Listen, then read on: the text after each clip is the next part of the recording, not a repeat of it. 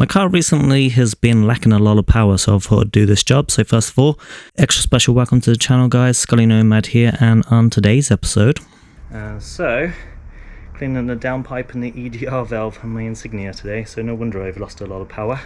But yeah, let me show you how I've done it. While I was at it, I did the throttle valve as well, so you may as well do it at the same time. I always like to show everybody where the parts are on the vehicle as clearly as possible. So at the back here, that's where the downpipe is, and that's where the EGR valve is. I didn't need any special tools for this, just my Teng tool set, a flathead screwdriver, and a Torx 30 attachment bit, which is that one. As I'm removing a couple of sensors, I like to remove the negative battery terminal so there's no electricity flowing through them. You don't need to really do this, but I like to be careful. As filming in a tight location is quite tricky, I just want to show you how things are assembled before I remove them. So at the top here on the downpipe, which we will be doing first, these are held together with 3 M10 bolts at the top. And the bottom 2 screws are just hex 5 bolts. Okay, now the pipe is in the car at this point. Now at the back of it, you've got the sensor for the EGR valve, and then you've got the downpipe just there. So we're going to take the M10 bolts off first. So there's one there, and then one just there. Now I'm not too heavy, so I found just by sitting basically on the battery box there, I got a bit more excess here. Since my car's held together with duct tape and hope, has 150,000 miles on it, I have done a few other videos, which includes changing the coolant tank, major service, and a few other bits and bobs. And I do have a brake change coming up. I'm going to remove this sensor first. So this is the reason I took the battery terminal off, because anytime I remove sensors, I always like to not risk shorting them. I mean, you probably don't need to remove the battery terminal, but I like doing that. But this yellow tab here at the end, you just need a little flathead screwdriver to pull the tab out, and then you can release this. So I'm just going to use a electrical screwdriver. That's where the little catch is, just there. So you just pull it out and you'll be able to remove the sensor. And there it is. You can always spray some WD-40 contact cleaner inside if you'd like. There's 2 hex bolts holding the bottom of the pipe on. They were hex 5 attachment. So there's one just at the bottom there, and then the other one is just at the top. You can kind of see the light hitting it.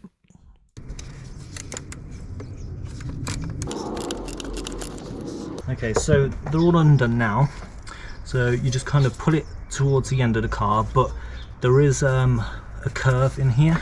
So as you pull it out, you want to rotate it towards the right side. So here we go. We've got all the carbon built up just on here. Now I'm going to remove the EGR valve. Now they're held in place with these T30 screws. There's one at the top and one at the bottom. So it was basically in this way round to the engine. I apologize for the camera angle there. But yeah, there we go. You can kind of see the 2 screws. Now the location of the EGR valve is just at the back. Now it's held on with 2 T30 screws, one at the top and one at the bottom. Alright, so for some reason the bottom one is a Torx and the other one is just a bolt. So I don't know what happened there, but that's what we're going to go with. And then this one should just pull straight out.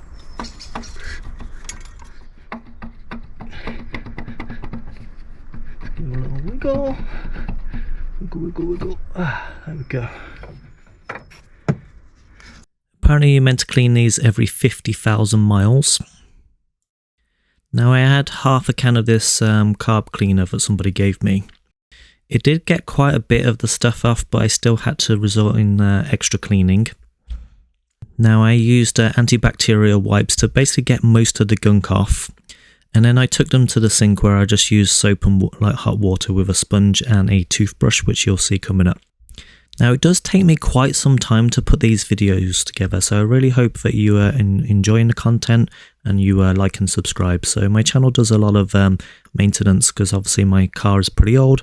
I also own a 40-foot sailboat which also has a lot of maintenance to it, but I tend to do quite a lot of outdoor adventures. And as always, if there's any videos that you want to see, just please let me know. I always enjoy reading your comments, questions and feedback, and I always try and get back to people when I can. Now the cleaning spray that I was using, it kind of worked okay, let's say 7 out of 10, but I still resorted in having to use hot soapy water to clean it. Now I used 3 of these sponges, as you can tell that they get dirty very quickly, and I also used a toothbrush as well to get into the smaller parts. Just make sure you don't get the electric components wet. So it took me about half an hour to get them fully clean, and they came up pretty good. I'm pretty happy with the results there. So I'm just going to quickly show you what they look like and then put them back in the car. Then I'm going to do the throttle valve just there. Now I'm going to put the EGR valve back in the car, so I'm just going to wiggle it back in. I did check that the gasket was still intact because there is a small gasket there. But yeah, just wobble it in and then put the 2 bolts back in. Okay, so place it in, and then as you pull it in, you curve it around. And you got the O-ring just here that was stuck inside. There we go. So just push it into place. And then I'm going to do the same in reverse. I'm going to do the bottoms first with those ones. So I'm going to start with the top one because that's my easiest access one, just to kind of fit it in. And then I'll do the bottom one. And then just the 3 at the top. Just the bolts in, the sensor back in, and then we'll move on to the throttle body next.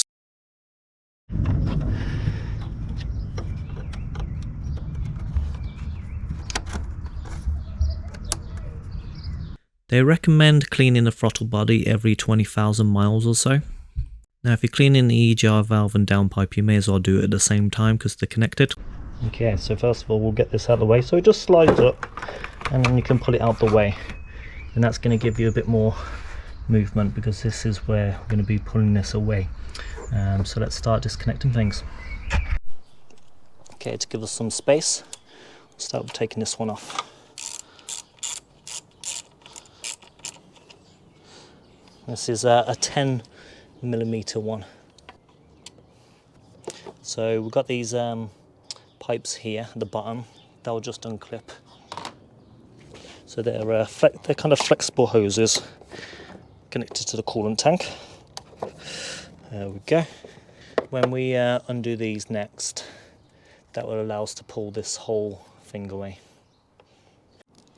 Okay, so it went the M10 bolts in the slots like this.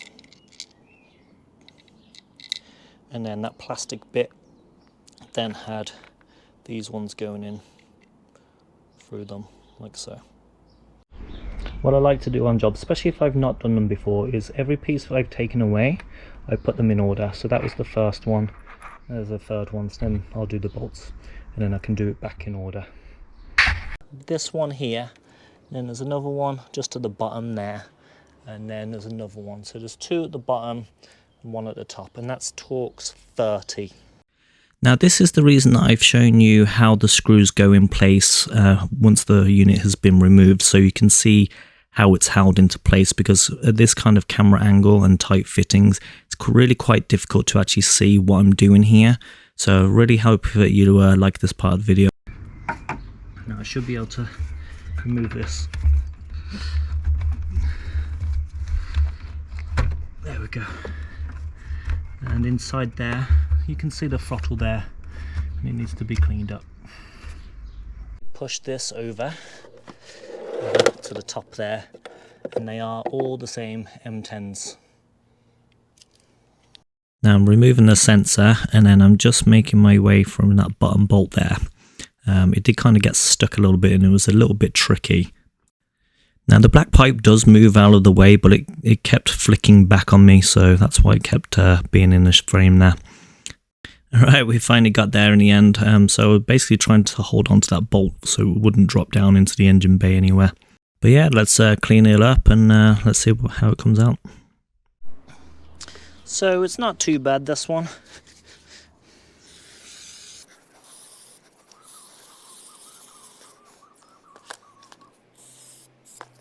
Now I cleaned it up pretty much exactly the same way as I did the EGR valve and the downpipe.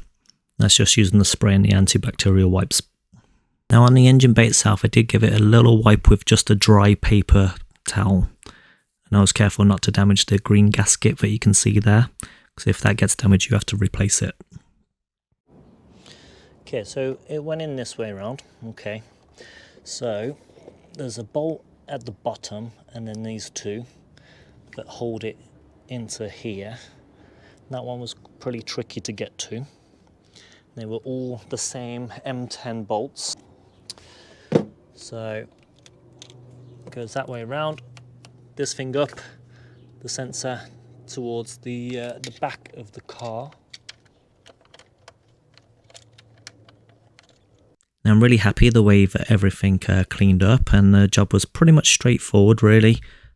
With the exception of it just being a fiddly bolt at the bottom of the throttle, but everything else was straightforward.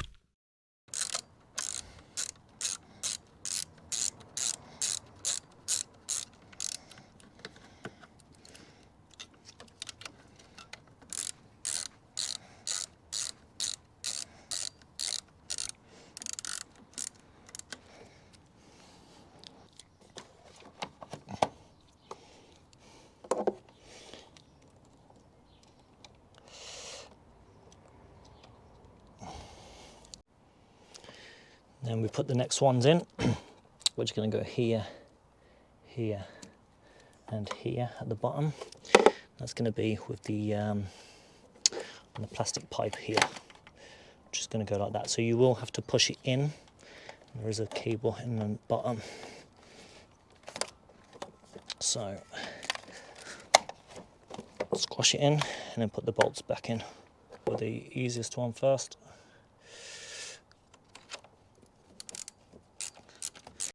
Now I hope I've made the video really easy for everybody to understand. I mean, we're all different abilities. Now I'm not actually a mechanic, so I'm not responsible for your car, but you know, this is what I've done, so I just wanted to show you. Now we're just going to plug the sensor back in.